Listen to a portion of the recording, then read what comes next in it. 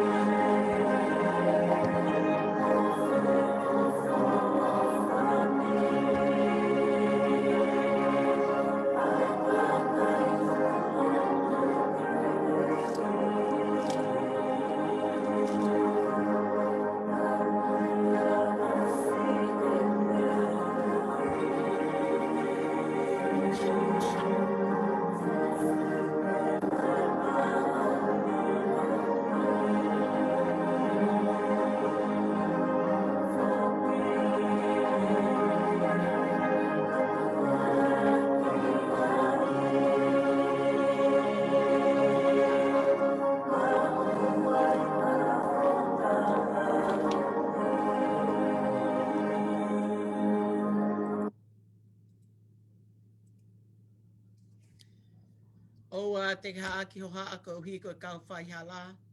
Oua te ke meheka ko uhi ko kakai o ngā we kākā. He wawe ho nau tu usi hange ko musie, e hange ko mohuku mata e nau mai. Malala koe ki a Sihova o whai lelei. Nofo he whonua o kai tai teki.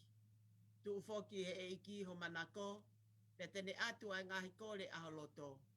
Te kaki kia Sihova ho alunga, io falala ki ai pia tene whai e ia. Io tene whakahopo hake, ho o mana oni oni hange koe māma. Tau lotu. E lau maari e hifo mai ki o mau whaleni, ha ere pia moho mafi a iwi ho keresi.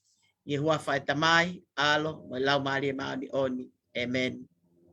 Koe wholawhalahi me kamata ke tau hiva mo tau lotu ki o tau otua. O te au hongo fulu maa wha o himi. Taha wha, eiki koe ofa a au koe moana loloto. Pea ngalo hi foi ki ai e ku ngahi a ngahia. Pea kua ufi e ku kovi ko toa pe.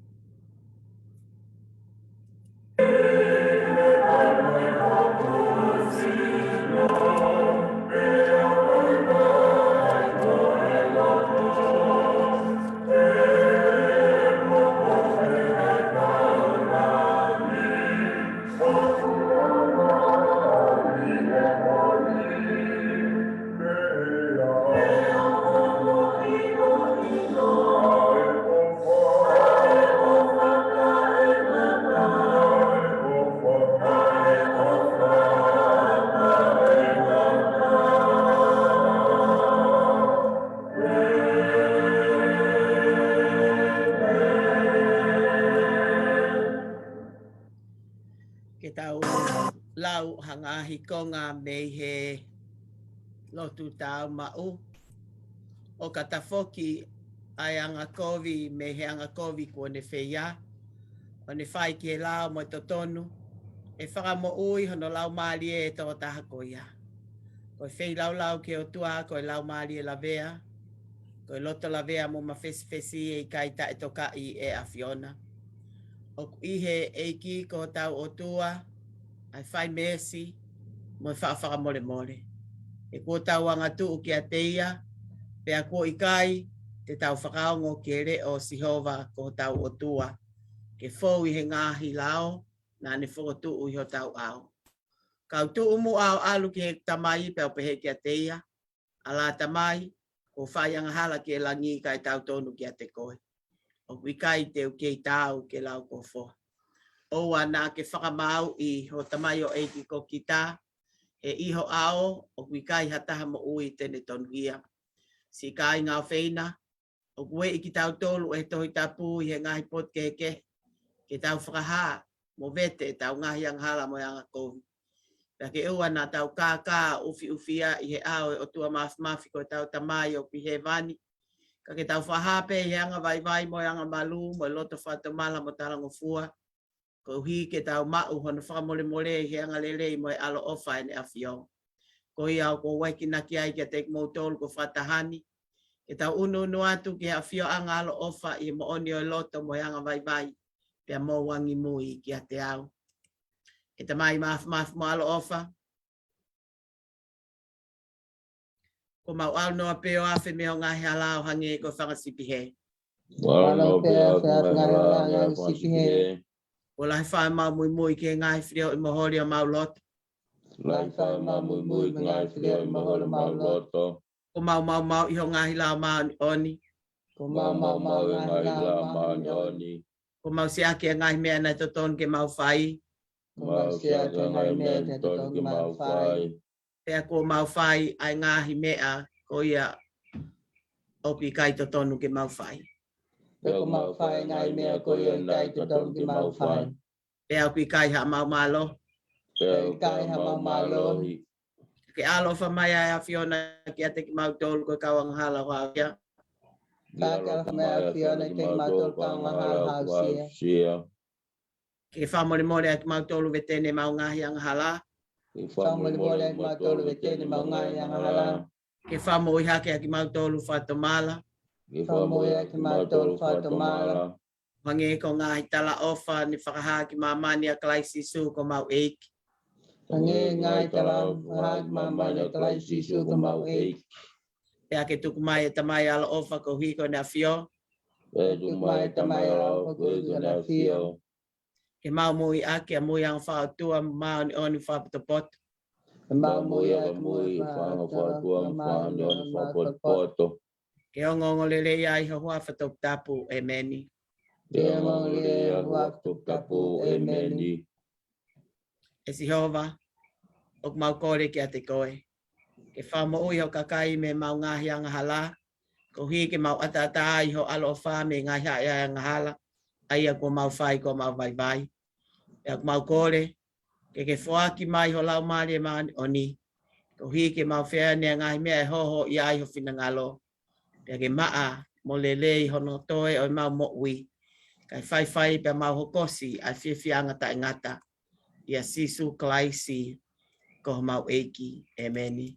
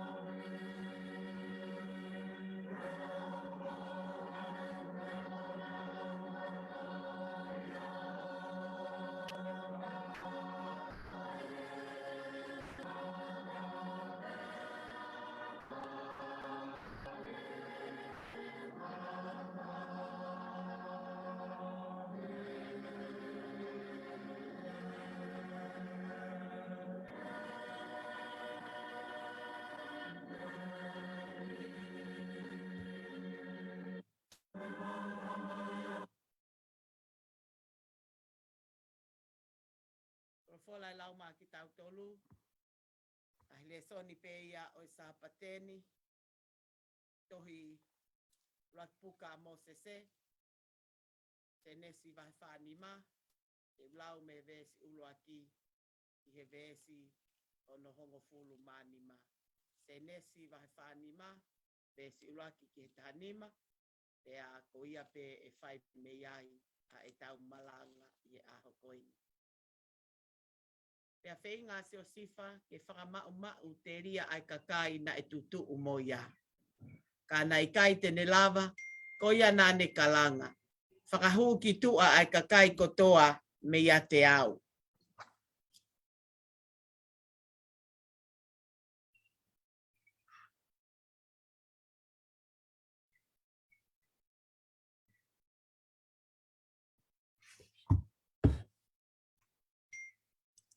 Alewa ke hu.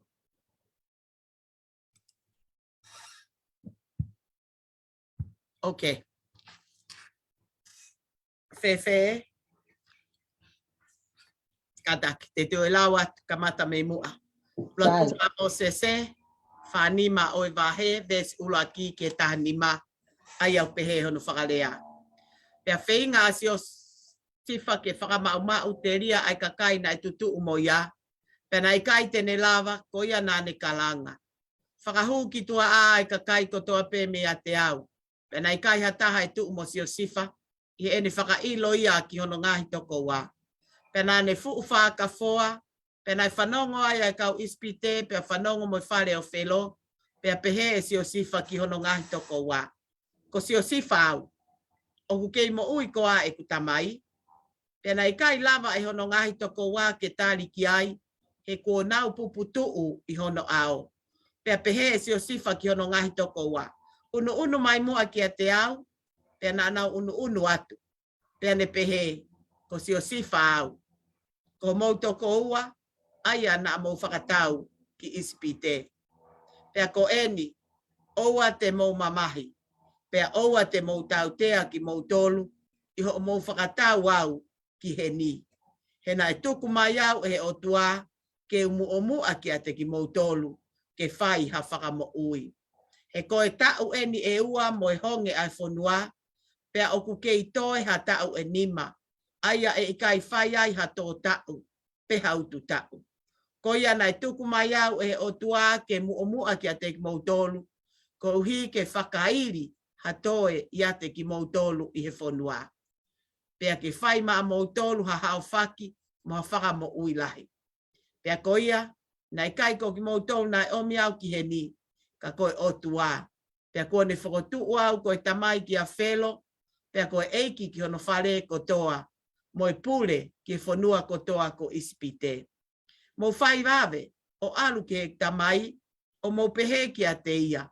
Ko e rea eni a whoha ko seo si wha. Ko whakotu au e o tua ko eiki ki ispite katoa. Ke haua nge ki a te au, oua e whakatotoka.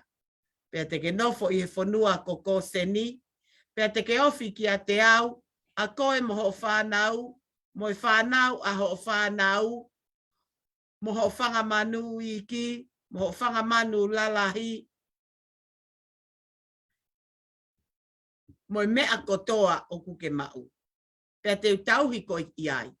He o kuke i toi ha tau honge e nima, na i whakatau koe moho whare, moho mea kotoa.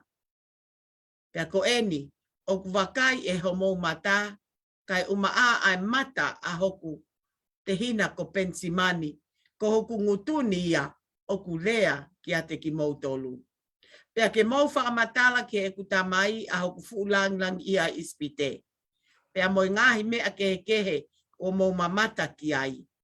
Pea ke mau whai wawe o hifo e kutamai ki heni.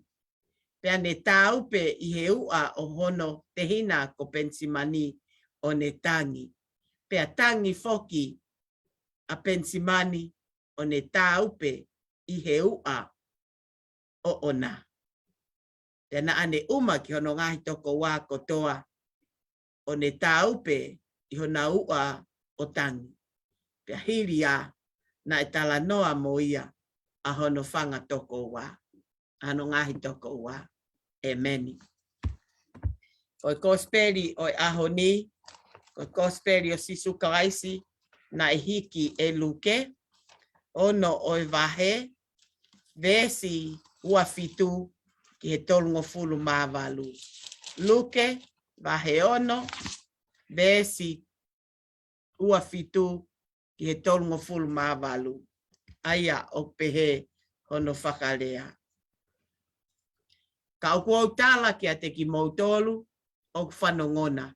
Mo o whai ho mo ngahi whiri. Whailelei ki a te ki nautolu o whihi a ki a te ki mautolu. Tāpua ki i a ki nautolu o kututuki ki mautolu. Huwhia a ki nautolu o nau ngahi ko vi ki mautolu. Ka tuki i ko e ataha i ho kou ahe ange ki ai kou ahe e taha.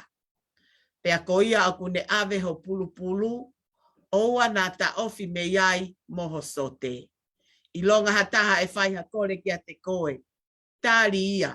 Pea ka ave e hataha o mea, oua na a eke ia. Pe hange ko ia o ku mou loto ke whai e he kakai ki a te ki mou tolu. Mou whai tatau, mo ia foki ki a te ki nau tolu. He ka pau mo o whai a ki nau tolu, pe o ofa mai, ko mea ia e whakawheta ia. He moe ka kaya ngahala o nau o whai a ki nau tolu, o ku ofa mai. Pe ka pau mo whai lelei ki a te ki nau tolu pe o whai lelei mai, ko mea ia e whakawheta ia. He naa moe ka kaya ngahala o nau whai ai mea ko ia. Pe ka pau te mo tari, han no ki a te nau tolu, pe au mo amanaki ke toi mao me iai, ko mea ia e whakawheta ia. Na amoe ka kai angahala o nau tari no ki ka kai angahala. Ko hi ke nau mao mai hono tatau. Ka mo o whai ho mo ngahi whiri, pe a whailelei mo tari no, neongo o kui kai te mo amanaki e toi mao mai ha mea. Pe e lahi ho mo totongi, pea te mauhoko ko ngahi foha o eiki tau potu. He guanga lele ia ki e tae ho ngā, mo whai kovi e. Mauhoko ko e kau ofa ngofua. O hange ko ofa ngofua a ho mo tamai. Pea oa e whakaanga, pe kai angaa, i kai anga ia ki mautolu. Pea oa e whakahala ia, pea i kai whakahala ia ki mautolu.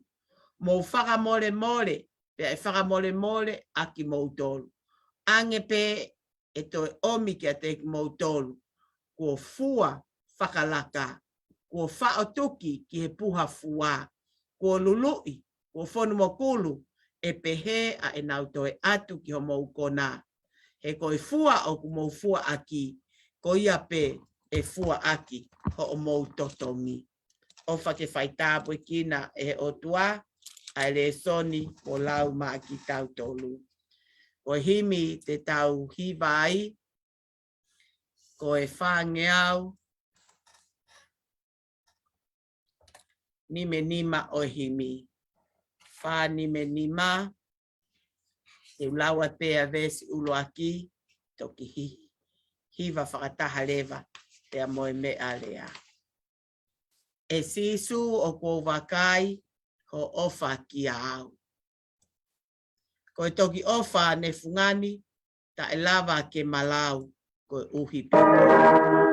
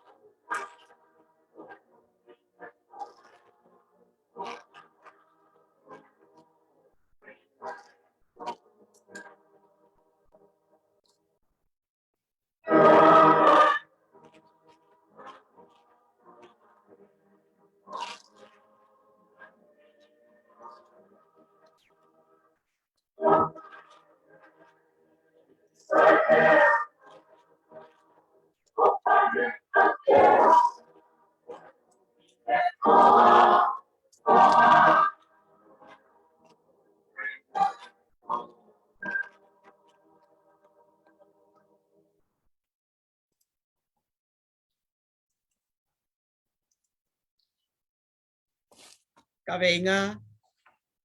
Tau whakamole mole, ka tau maua tā puaki ai o tua. Tau whakamole mole, ka tau mau ai tā puaki ai o tua. The theme for today, learn to forgive to receive God's blessing. Learn to forgive to receive God's blessing. Senesi vai whanima, ves nima, pea ko eni, oa te mau mamahi, pea oa te mau tautea ki mau dolu, i ho mau whakatau au ki heni. E na e tuku mai au e o tua, ke umu o mua, ki ate ki mau dolu, ke whai, ai whakamo ui.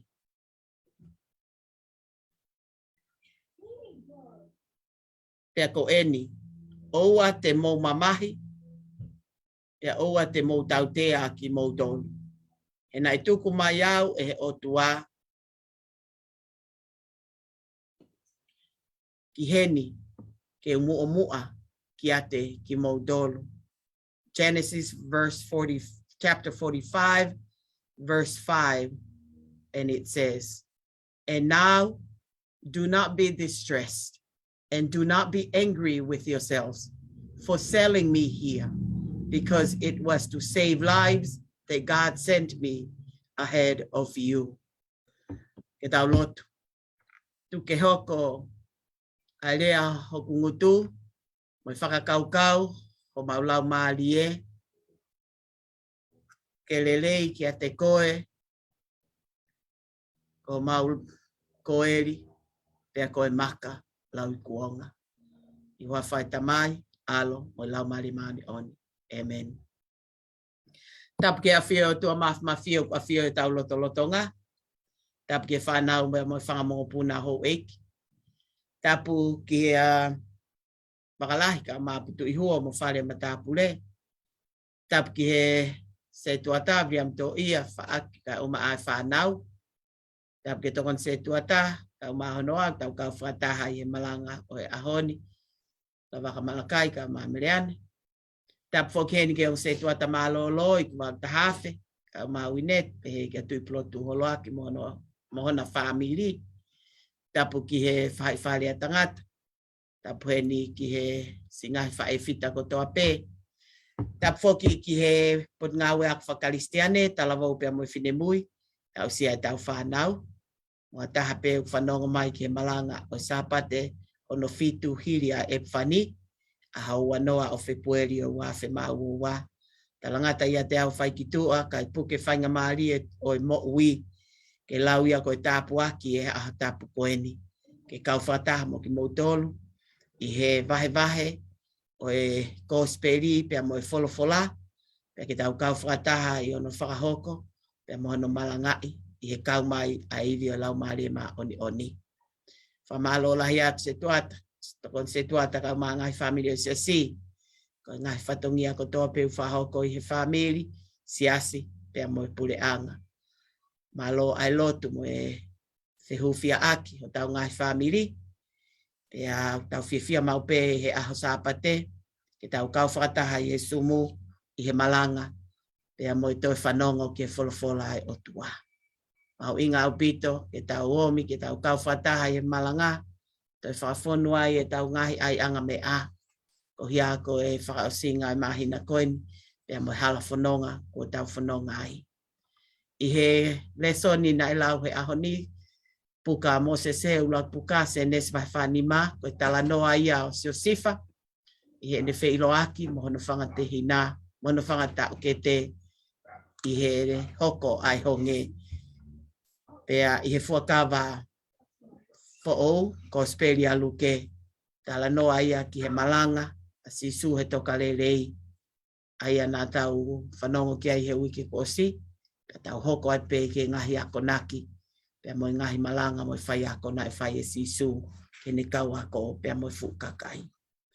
Pea o whelawe i pea tohi se ne si e fuakawa motu a mo fuakawa fo'ou, ho oku whakatataha ia o te fito i he mo ui whakamore more. Manako ai ke whakatu ai ka veinga pea mo e ves malanga e aha koeni, se nesi vai whanima ves ni maa pehe, ko rea eni a Siosifa ki ono whangatoko wa. Pea ko eni oa te mau mamahi. Pe oa te mau tau tea ki mau tolu, i ho mau whakatau au ki he ni.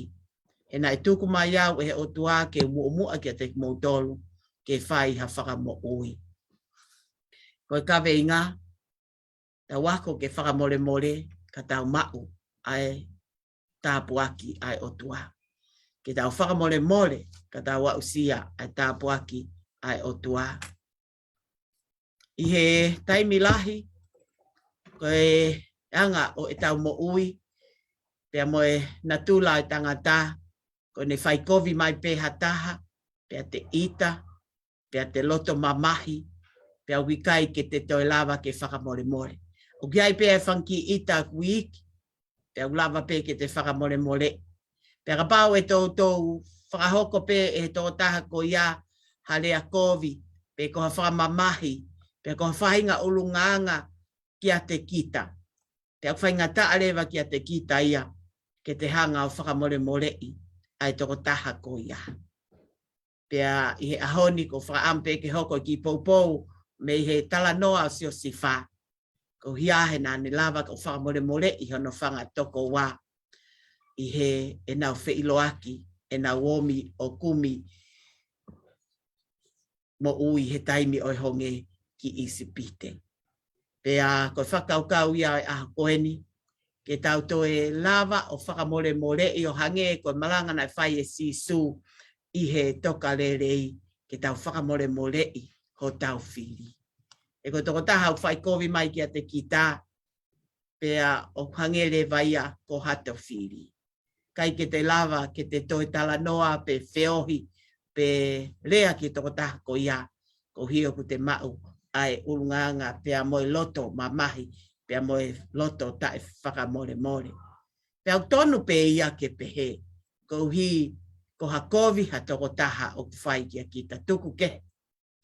Ko te hange ko sio sifao, hange ko le soni he ahoni, ke ta wako me iai, hange ko ne vesi malanga. Mo mea ipe, ai mea nai hoko ki a sio sifa, whanau e toko taha ua se kope. Nau tupuha ke loto whale ta, kana e ai pe ai ofa make he ia a se kope i hono ki i foha koeni ko sio sifa. He na e ai hono pulu pulu o ne tui o whakavahe i pe ia ma vahe pe ia me whanau. Pena ilo pe ia hono whangata o ke te ai ofa taha pe a sio sifa ia, a se kope ia i a sio sifa. Ko tui ki rau tolu ngahi mātu a tau tau whanau o ku iai pe ai tau whanau wai nau ki foi pere, a pau ko whanau toko nima, toko hongo fulu, o wai pe ki toko taha ia ofa ma kehe ai. Pea mahalo na e tupu me iai ai kamata ai loto kovi ai toenga oi whanau. Pea toe i kai ngata pe i he ofa ma kehe nau tamai i so sifa, pea pele ia nofo pe api ave kotoa ai whangatoko wā ki he o tauhi ai whangasipi, pea mo e whanga monumanu a se kope, pea mo nau whamiri i he toa wha. Pea kai ngata ai na e toi misi pe fokia se o sifa ia, pea ne toi whakamatala i pe ne misi tokua e omi hono whangatoko wā o punou ki a te ia. Pea hu ki a te ia, he koia e hoko ko e taki pe te ne pule i ki nau tolu. Pea nofo ai pe hono whangatehi toko wā, pea mo e whahinga loto koe ni tau whehia. Pea whai, pea e aho tahana i whikau e se kope a sio sifa ke alu ke toa wha o a ahi ka no whangatoko wā. Pea na e whainga maari ai hono whangatoko wā ke nau hanga whakatau ai a sio sifa. E whakatau ai a sio sifa, pea alu ai a sio sifa i he tala noa ko ia o e aho ni. Na ea o a sio sifa ki hatu unga neongo na e whakatau ki isipite ko e pōpula. Ka kouhia ko e tāpuaki na ane mau, na iai pe o tua, pe na iai ai whaahinga poto na ane hanga o whaka uhinga iai ai misi a whelo. E ta o e fitu, e mohu ai, e mahu ai ai whonua, hiri ko iai hoko e ta o e fitu, e honge lahi ai whonua. E hoko ai eni a sio sifa koe kovana, koe nima tō matau, koe pule ia, ki e where oko pea moe koloa o isipite lolo tonga ai honge. Pea whanongo ai a se kope pa mo ne whanau o ku mahu pe a isipite. Pea nau whanonga mai eni ko nau whanonga ke whakatau ha mea kai he kua honge a kenani. Pea koe mea nai hoko o ho vale ki a ki nau tolu. E nau hu atu ki e whale ke whakatau ai mea kai pea nau ofo ai. I he whilo aki na e whai e sio sifa ki a ki nau tolu. Mamata mai pea sio sifa ne ilo kono whangata o ke te kono whangatoko wā hange ko tala noa ai aho ni. Nā ne whenga ke whakamau te ria ai kakai na e tutuu pea mo ki nau tolu. Pea ne whakahu lewa ki ai kakai nei tua. Ko hiha nā ne whie mau ke whilo aki pea mohono whangatoko wā. Ai au kamata pea tala noa ia. Pea mo os whakamone mole i pe ia e sio sifa hono whakatoko wā. Tana ai a ene ofa makehe ki a ki nau tolu. Pea i he tala noa na ane tuu whakataha pea mohono whangatoko wā. Pea ne fuu whaka foa. Ko e tangi leo lahi e nai whanongo ki aia ispite kotoa pea mo e whare o whelo. Pea ta whoki aia sio sifa o ne pehe ko sio sifa au. O kei mo ui a e kutamai. Pea nai kai lava hono ngahi toko wā ke tari he na nau ofo pea nau puputu. I he nau whanongo ki he tangata o kune taki mua pe ko he maalunga ia i he whanua tā ko sio sifa ia ho nau toko wā. Tau mooni pe nau puputu u, he nau manatu ki he mea na nau whai ki a sio sifa. Pena e pehea sio sifa mo unu mai. Pehe nau unu atu ki a te ia. Pea koe lea ni na e whai e sio sifa ki a ki nau tolu. Oua te mo mamahi. Oua te mo tau tea ki mo tolu. I ho mo whakatau au ki he ni. He nai tuku mai au e o tua ke mua ki a te ki mo tolu. Ke whai ha whakamo ui. Ka vei ngā. Tau wako ke tau whakapoto whakamore more. Ke tau maua e loto whakamore more. Ka tau wa usia. Ai tāpu aki. Ai otua. I he tala noa e aho ni o mahino ai ki a tau tolu. Ai loto whakamore more a sio sifa. E ni whakamore more i hono ngahi toko wā. Ki mua pe ia, fua loa pe ia, pea ne toki whilo aki mohono ngahi toko wā. Nai kai toi ko ha toki tupu koso hake pe ne mamata ki a nau tolu, pea ne whakamore more i. He wha pe ia e kai ke ne kei malava, ke puke a ene fia, mo ne whakaamu ke whakahaki o no whangatoko wā ko sio sifa ia. Taimi lahi o whaingataa ki tau tolu, ke tau whakamore more i ho tau whiri, pe ko hataha na e whai kovi mai ki a te kita. Ko hia, ko hoto, ko ha mamahi pea moha tau tea, moha whaingataa o ku te mau i hoto loto. Ka whakahaheni i he tala noa, ko taimi ko ku te maua ia e loto whakamore more. Ko taimi au ku te maua ia e loto tau ataina. Ko whakamore more, o kui kai ko uhinga ia ku te vai. Pe ko uhinga ia ku te foingo fua. Pe ko uhinga o kui kai ke te totongi lava totongi aki ai kovi aki ai lelei. Ka o uhinga e whakamore more, ko uhia o ku te ilo ai toko taha. O ku pule pe taki i he e te moui. O ku te maua e whakamore more, ko hia ko e te ilo whakapapau. O kia ia e toko taha ia. O ku mao lunga ange. Pea o mao mawhai ange. Ke ne lava o toko ni i kita. I taimi o ku te loto mamahi ai. Pea te loto whaingataa i ai. Taimi peko nai mamata ai a sio sifa ki ono whangatoko wā. Na ane kole, na ane lea atu. Mo unu mai. Na ikai tene teke, na ikai tene situa. Na ikai tene lea kovi. Tena ane whaiha whahinga ulu nganga. Ke whahai a ene mamahi pea mo ene whehi a. Tana ane lea ki a ki nau tolu. Mo unu mai ki a te au. Koe whakahai o e toko taha.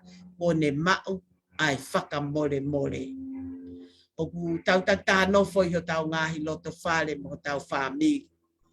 Tai meni ihi o hoko pe ai te wheta e whakamore aki ho to loto whare.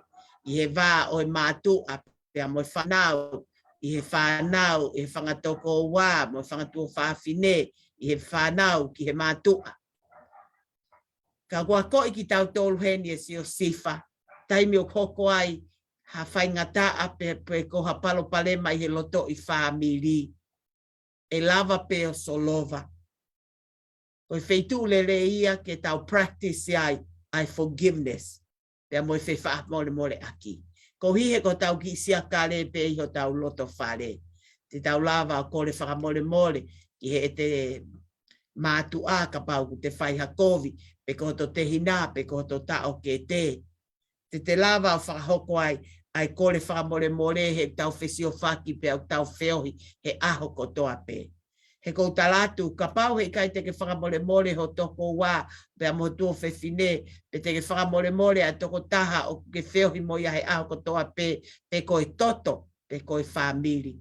E lava whewhe ke whakamole ha taha, I he siakare, I he siasi, I he kolo, I he pule anga, I he whonua. Nai hanga e si o sifa o whakamole I hono whakatunga ane. Hono whakatoko wā. Koe uhia he nane ilo, hange koe tala noa, nai omi au ki heni e he otua. Ke mua mai ki heni. Na e tui falala a seo sifa neongo koe whakakau kovi, pea tuunga I he nau whakatau a seo sifa, ko uhia ko e nau loto tāngia, pea mo e nau ita, I he hanga hono tauhiki nau tolu na e makehea ofa se kope ia seo sifa, kai ngataina ne toi tala laku, pe hange o kulea, fie taki, fie pule, fie lahi, te mopunou mai ki a te au. Ko au te taki e te motolu. Ko ahonia, o whakahai, tā koe misina e whai e seo sifa. O whakamooni na anawomi, pe anau punou ki a seo sifa. Ko hia ko honge na e hoko I ke nani, pe anau kumi mo ui ki isipite, pe koe ahoni, o nau fe ilo aki pe mo seo sifa. Pe na nau puputu, kai hanga I seo sifa whakatau a taina ki nau tolu. He koutu I talu ho nau whakatau a seo sifa. Mo e nau nofo pe o loto mo ua. Tau e uongo ful maa ua, e nau maa vai. Ko hanga e seo sifa ia whakamole I hono whakatoko wā. Hape ia I kai kene lava ke mapuke pe ane turi ai kakai, pe ane whakafoa I he tangi, I he fia mo whakaamu ke whei mo wheiloaki, whawheiloaki a ke hono whakatoko wā. Mo eke pe oku kei mo ui a ene tamai, pe ane toi mamata ki hono ki te hina ko pensimani. Ko whakaha ia e toko taha, ko whakatau a taina, ko whakamole a hono whiri. Ko ne whakamole I hono whakatoko wā. Pe ane unu atu ki a ki nau tolu, o ne tuu whakataha. Ko taimi koe o tau maua ia loto whakamole. Pea te tau mamatai, ki he ngāue, pea moe misteri, pea moe tau mua o tua, ki a te koe pea moau. I he tau omi ke funga waka o e siasi, o whakaamu ke tau mau ai loto whakamole. E ai pe mea I funga waka o e siasi te tau ta e whakamole aki. E ai pe ngahi tutu uni ai whaifkau, e ikai ke lele ia ki siasi, e ai ngahi lea e whai e se tuata, e ikai hoa ia mo e whakakaukau o kau me mi pā, te whahoko ai ai tō no, te whahoko ai ai whe e la kaki, pe hoko ai a te ta e whakamole aki. Ko tala noa ai ko speri ka pau, o ku ke hau ke te pire a e ki, ka kai ke sai holoto, pe mo kau ngā whanonga, o miho mea o wha, pe ke foki, o whakamole. Kore whakamole ki o kau ngā whanonga. He ko siasi, ko sinoha mai o e ki, o tau whakataha I ko kakai o ku tui tatau, ki a sisuna pe kia ko hia ko tau ngahi anga hala. Pe au mahu inga au pito. Ai nofo he funga waka o siasi ke tau whakamole aki.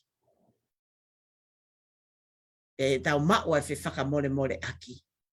E te toki mahino ki aki tau tolu. ka koe o tua wiai ne palani mo whakotūtu. E ai ngahi mea e i kai hoa mo ki tau tōru. E ai ngahi mea e te tau loto mamahi ai. E ai ngahi mea e ongo, kai ki ongo lelei kia ki tau tōru. Tau tui whalala ki o tua hange koe tala noa o mo uia se o si wha. Na a mou whakatau au i he uhinga ki he kovi.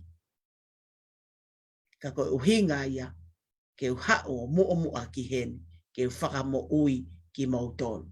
Pea mo oni pe, he nai hoko se o sifa. O i kai whaka mo ui pe e ne tangata e kia se kope mono whanga te hina, mono whanga toko wā i he omi o whakatau mea tokai. Ka nani whaka mo ui a ispite kotoa ai whare o whelo, nani whaka mo ui a ngai whanua keke. Nā kui ai ha ngā ue ku ui koe ki ai e o tua. Pea ko hi o ku ke mau ha loto tāngia mo ha loto tai whakamore more. Pea i kai lava ke a umai ai ke res pea mo tāpua ki ai o tua ki a te koe. Ko hi a ku ke kei puke puke. Ai loto tai whakamore more ko ia. Ki o takau ngā whanonga ki ha taha. Nai iloi si o sifa. Ko omi au e o tua ki heni. Ke uhoko ko whakamo ui. O ne whakamo ui ai kakai lolotonga ai honge. Pei kai hoko pe koe whakamo ui. Ka nane hoko koe whakairi o ha Isleri. Ke hoko atu mahino na hiki mai rewa a se kope mono whangatoko wā. I he tala si o sifa mō foki. Pea omi e tamai. Pea mō womi ki heni. Pea nai omi ai a se kope pea mo toi ngā e whamiri. Pea toi mo ui ai a se kope he tau e hongo fulu mā fitu.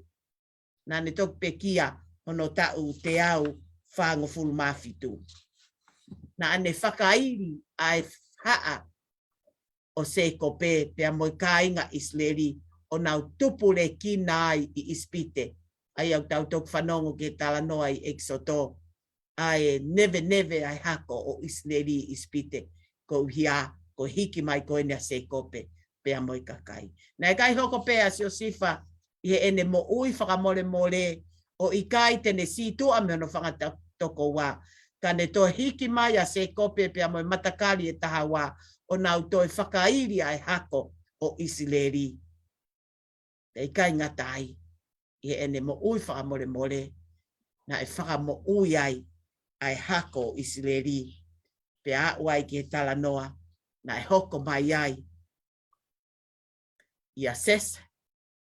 Ia te vita a sisu kalaisi ko e whakamo ui o mamani. Ko taimi ko kai ki tau mawai ai mo ui ta e whakamore more o ku te whainga taa.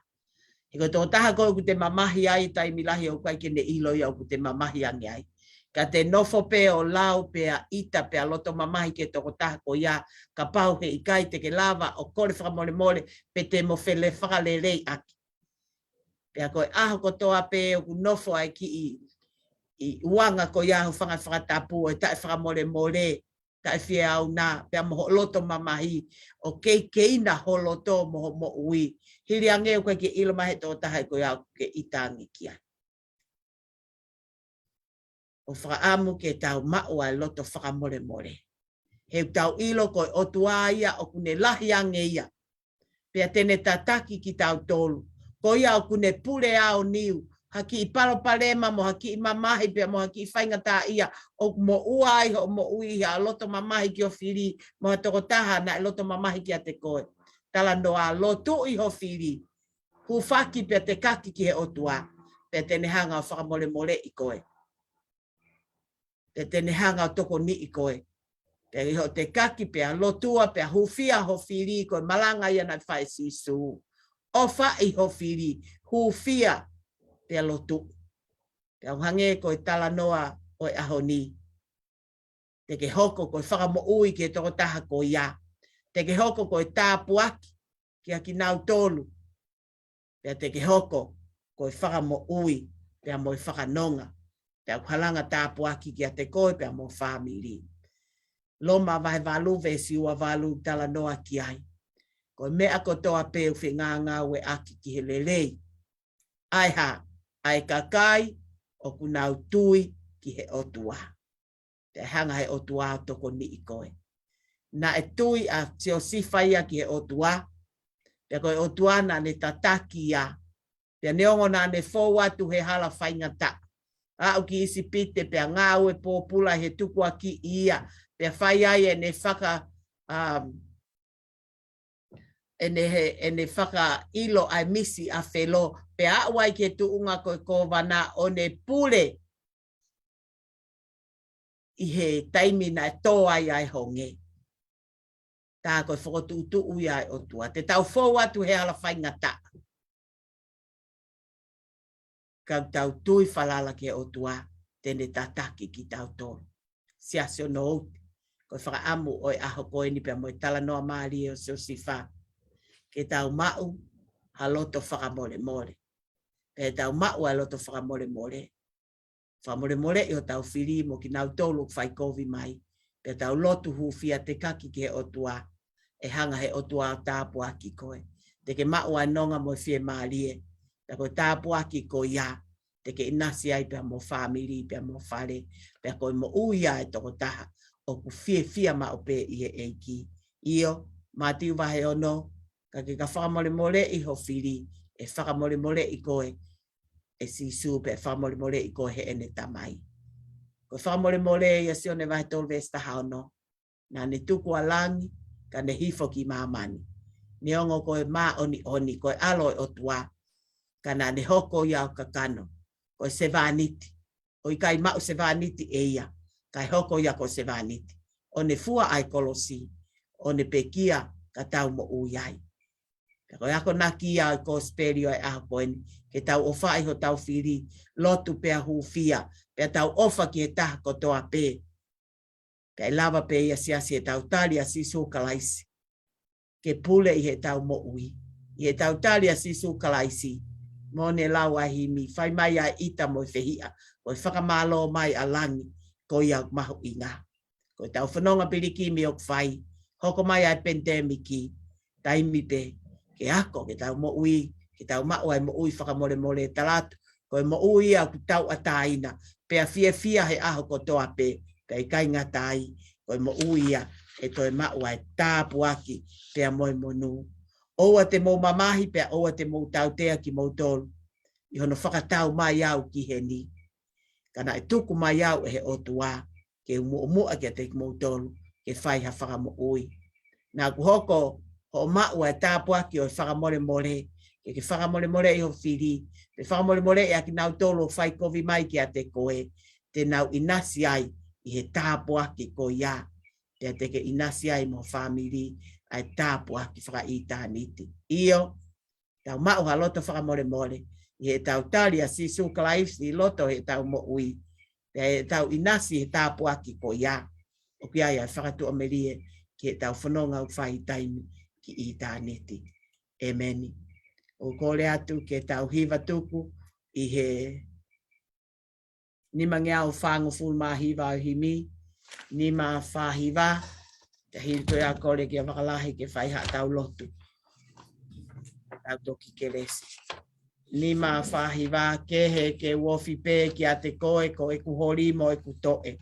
Neongo koe hala fōu he whaingata, ha mea pē te ulawa ke mau ai koe.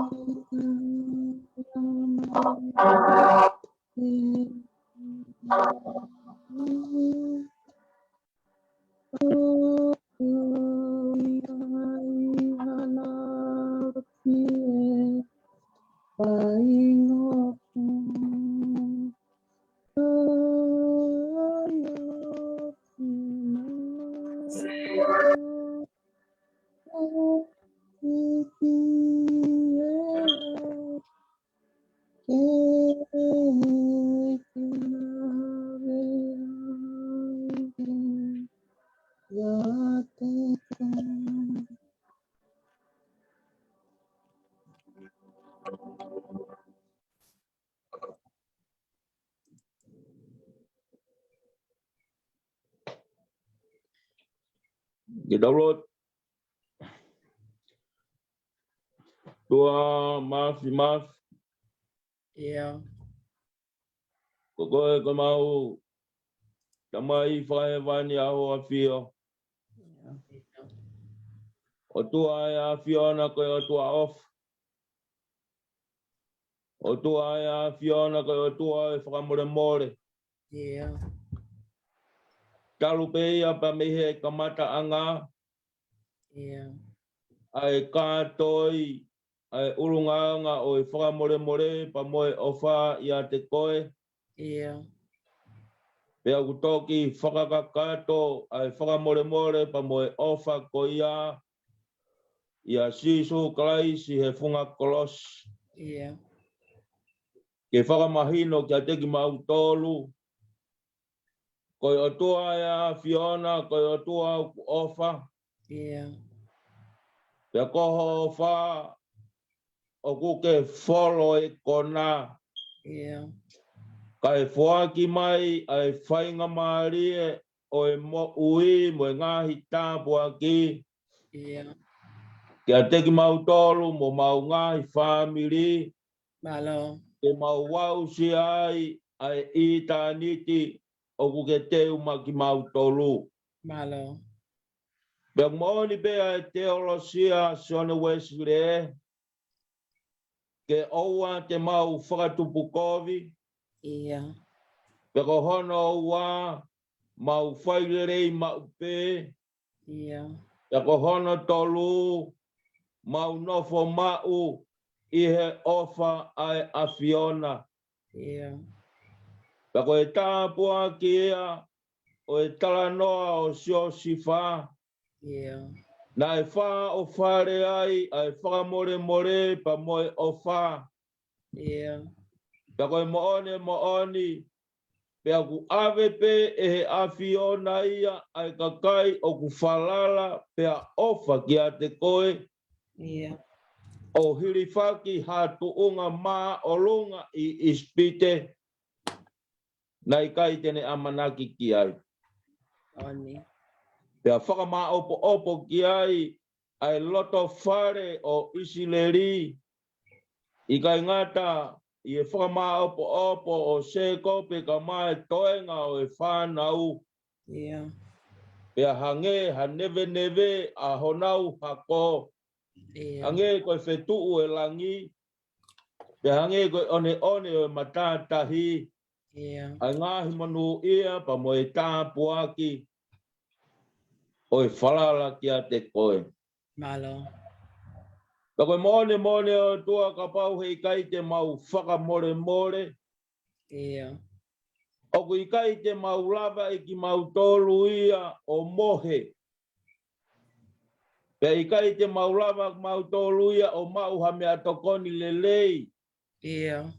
Pea kunofo pe ai fofonga ia o e toko tahana ai whai kovi mai ka teki mau tolu i ho mau roto mo mau ata mai. Yeah. Tai orewa ke mau whai ha kovi ka teki nau tolu pa mau toki mau ha fie maarie. Yeah.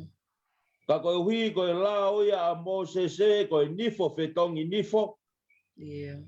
Ka koe lao koe a sisu ke mau whetongi aki ai rerei ai kovi.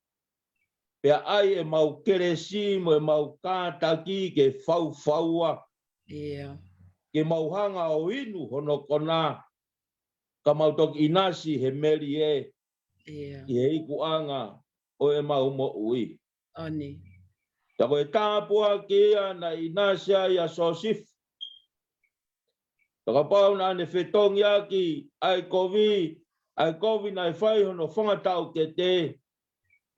Koe mooni na i tuu maarie a sio sifa o ka pau na ne whetongia ki ai kovi. Ia. Ka koe uhi na ne whetongia ki ai lerei. Koe koroa ia pa mei I tāniti ko whakapulupulu a Fiona hakakai o whalala ki a te koe. Ia. He kui kai ngata I mamani ai ngahi lelei ko ia ka kuhiku ki I tāniti. He koe maumea o kuwhai, koe whakahu a mau ngahi tareni ti, moe mau whanau, moe mau koloa. Ia. Ki he kolo ku tae popo mo tae auha. Ai koloa moe mea kotoa pē he universi koe. Malo. Tua mau hanga ki hoa fio. Koe wholofola a hoa fio ko mau tō angai a kau karistia ne. He kui kai te mau lava e ki mau tō luia o whakamore more I ho mau whiri. Pea I kai ngatai o kui kai ke mau lava mau tō luia o whailere ka te nau tōlu. Pea au ke ngai hoa loto o kui kai te mau huwhia I ki mau tō luia a ki nau tōlu ke nau monu ia. Ka mau whawheta I atu e o toa. He koloa pa mo e tāpua ki kua tōka ki mei mo unga he aho whakakoloa koe ni. Koe ia ho mau wako a ngā. Pa mau whawheta I atu I he teu e koloa wholofola I he lotu pa mo e au kai a ho o pani. Pa mo e ako nā ki mau inga o e aho koe ni. Ko hono kaka tō. Ai au mai ai a Fiona I a sisu kalais he kolosi. Ko hui ke whakamore more mai ai tonu hia ka te ki mau tolu e hala ia. Pea ke taki ki mau tolu, ke mau wau sia e pure anga o e mo ui tae ngata. Tuang mau hanga ki hoa fio ko mawai a ho pani, pa mo e tāpua ki o e koloa wholofola e aho koeni. Mau whawhetai atu e o tua he mau koloa, mau whawhetai atu e o tua he teu malanga, e nai whai pēa e lotu pa mo e huwhia, ke whetai ake a hono loto mo hono lau maari pa mo e lau maari a hoa whio. Pea whai ai hono whamaa whanai, ke whawhanga whakalau maari a ho siasi, pea ku mau lawe, ai ki mau tolu I he aho whakakoloa koen, ma ki nau tolu, whanongo mai he ngalua pē. Tuke hao koe a koe matai koloa, e mau whanongo pa mei taimi ki e tāniti. Tāpua ki mai a ka mai tokanga e kina kono tau whalau maari e ka kai a hao sias. Pa mo e uki tangata, pa mo e uki ka kai ke he pureanga a hoa whio. Ka mai ngahi ti saipare ke hoko koe kau wako ai a Fiona. I kai ngatai atua whai tāpo e kina ia pa mo e tau hiok whai whawhonu ai keres. Pa mo e ofa, ka mai whakamore more. Ke whakatoa ki hono tau ki mau tolu. Ka mai tokanga e kina hono tau he ki whanau. I whatongi ai he akoto I tap. I he ahi mahaki. Ka mai I he ngahi malanga. Ka mai ngahi whatahanga I siasi. Ka mo e katoa e ngahi whakaukau mo e ngau e au siasi. O kune whakakaukau ki ai. Ke kau mai lau maari e ho hafi o. Tupe mua tua ke tongi ai koloa koen ho mauloto. Ke tupe mua tua ke whai tāpo e kina hao pani ka mai toenga e ki whanau. Pa mo e visone, pa mo e pore mo ui ke ngau e a ho hafi o. Ke whai tāpo e kina mai e ho hafi o. Tua kumauhanga ki ho hafi o. Tupe mua tua ki mautari a koloa fola koen i hoko ia ke matai koloa. Ai wha more, ka mau wai ha sias lelei. Ai wha more, ke mau wai ha whamiri lelei. Pei kai ngatai, ko ulunga ngaia o e a Fiona, ke mau whanonga whaaho pa mei taimi, ke mau wau sia e preanga ho a Fio. Tua mau hanga ki ho a Fio, e ngai mea katoa peu te ke au sia e lot vai ku hakatu. Mau kore ke whakat pa mei langina. O whea mua tua whufunga tali ki mau tolu ko whanau. Ia Sisu Christ ka ko alo. Pa koko e mau fa mo ui. Amen. Amen. Ya, ko keleso e ko sisu klais mo o fatua. Fe lau mali maani oni. No foi asi mo mautol ko toa pe o wana hiri. Kai fai pe o ta ngata. Amen. Amen. Amen. Peke u au whakataha pea mo e malanga ko whakahoko he whiawhini whamalo lahiat. Makalahi ka maamereane. Tau kau whakataha Yesu mo malanga e aha koen. Pe kia ki nau tōru ko toa pe ngai whamiri e siasi nai kau mai he malanga. Whamalo lahiat tu tau inasi mo ui pea tau toi kau whakataha i hoa malanga. I he ngalua pe o e sapate hono tōru February. Ange pe ko ia ko naki pe mo whakaamu o e malanga e aha koeni. Ki tau mao ko toa pe halo to whakamole mole talatu. Ko e tāpuaki. Kai toki tuai mai tāpuaki ka ko toko taha mo ui fie fia ia. Mo ui nonga, mo ui fie maarie. Pea o ku iho o mo ui e te ke mauai ai tāpuaki ai o tua. Whataong pe ke hoko ai folfola mo tāpuaki. O i tala noa maarie o sio sifa. Ko ia ko ia kia ki tau tolu tau ke inasi he manawa ai mo ui. Whai ai e tau whanonga pirikimi mei taimi ki i tāniti. Whamalo lahi atu ngai whatongia ko tau whakaikuna.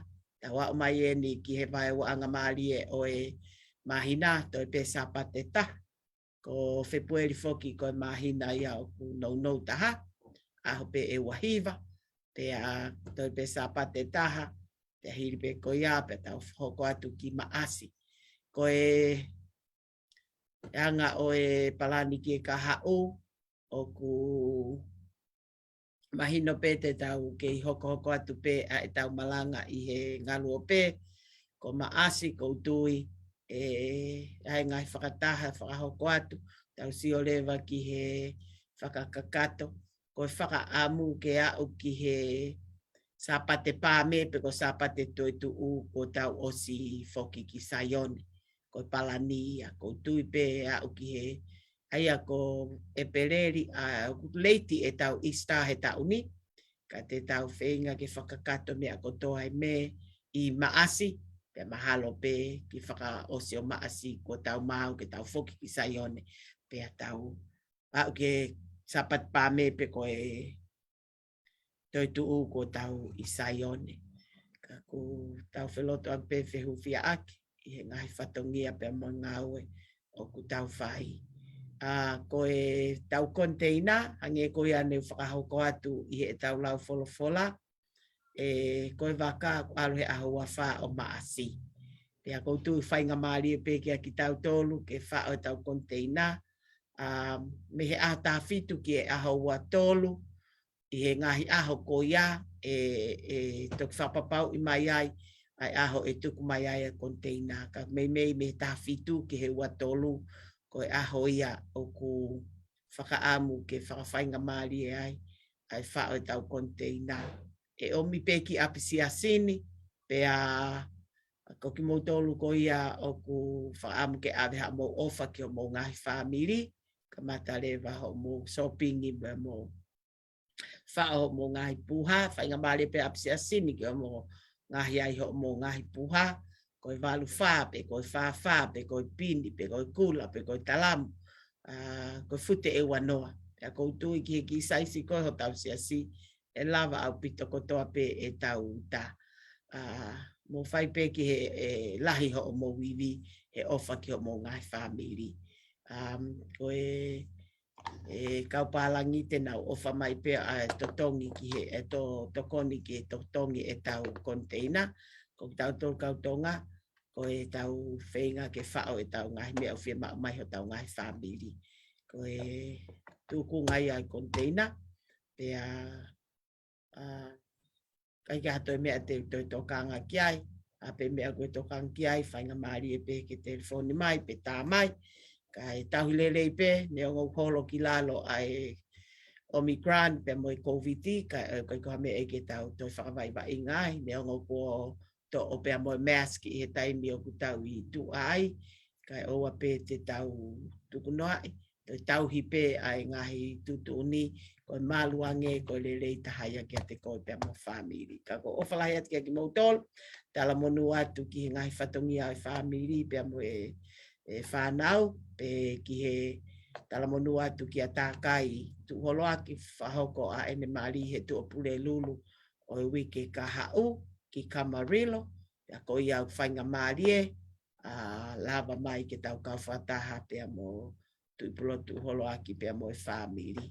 Ka whakatoa o whalahiat malo lava e tau ki whailotu ki he mea whaeika seo siwa ufanga, lava lele ia, pe ko ia o ku hawhi mai apsiasini, pe whanki mile mila hen i he ofa mai a waha pe mo hina mo latu, ki tu futu whatu ki he siasi ai mila pulu mo mila puaka o whao he aisi ko ni petio ke mo lava mai o mau atu. Ka whakatoa o whalahi atu kia ki mautol, o whake mo mau hawi ke fia, mau halota whakamole mole, ka mo inasi he tāpua ki ai o tuape mo ne ngahi palani mo whakatutu ke tau mo ui o ange pe ko ne palani mo whakatutu na whai kia seo sifa. Pea neong nai hala fo ingata, ka koe taimia ta wofi ai ki he eiki, tene taki ki tau tolu. Pea mo ngai tāpua ki ko toka mua, ma koe pea mo au pea mo ta ngai family. Ka whakatoa o whalahiat, malo meleane mo lawaka e tau kau whataha i he malanga i whiafkoen, pea pehei kia ki mo tolu ko toa pe mo tua o whatu. Malo.